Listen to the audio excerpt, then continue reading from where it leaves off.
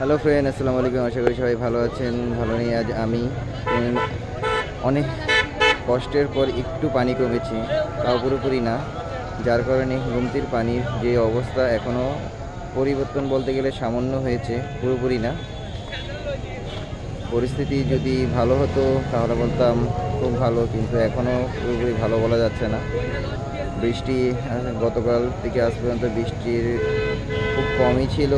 গুড়ি গুড়ি বৃষ্টি হয়েছে, আবার বৃষ্টি হয়নি, তো যার কারণে পানি একটু কমেছে। কিন্তু আবার যদি বৃষ্টি হয় তাহলে কিন্তু অবস্থা খারাপ হয়ে যেতে পারে।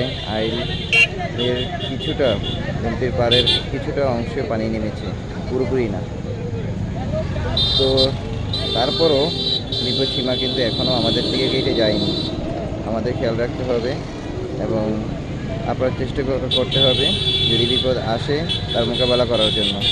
তো যে যার যেদিক থেকে আছেন ওই জায়গা থেকেই চেষ্টা করবেন।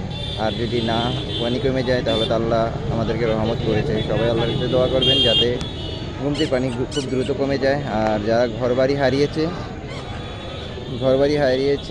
যারা গুমতির পানিতে ঘরবাড়ি ডুবে গিয়েছে, এটা পারের জন্য ক্ষতি। গুমতির পানি, যাই হোক,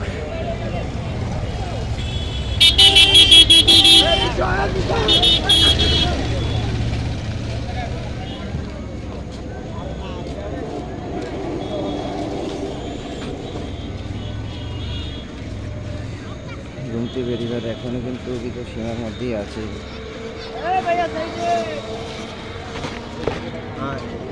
মানুষ দেখার জন্য অনেক দূর দূরান্ত থেকে গেছে, কিন্তু ভাই দেখতেন, কিন্তু যারা ক্ষতিগ্রস্ত হয়েছে তাদেরকে দেখে উপহাস করবেন না, তাদেরকে দেখে হাসবেন না। হয়তো তারা অনেক কষ্টে আছে, তাদের ঘরবাড়ি হারিয়ে তারা রাস্তায় বসে আছে। তারা খাওয়া দাওয়া হয়তো বিভিন্ন সংস্থা থেকে তাদেরকে বিভিন্ন খাদ্যদ্রব্য ওষুধ দিয়ে তাদের খাবার দিয়ে তাদের ক্ষুধা নিবারণ করছে, কিন্তু তাদের কষ্ট নিবারণ করার মতো সেই রাস্তা কেউই হয়নি। এক উপর আল্লাহই পারে সেই কষ্ট দূর করতে।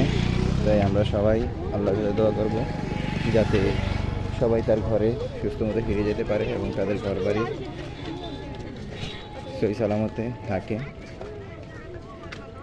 সব কিছু।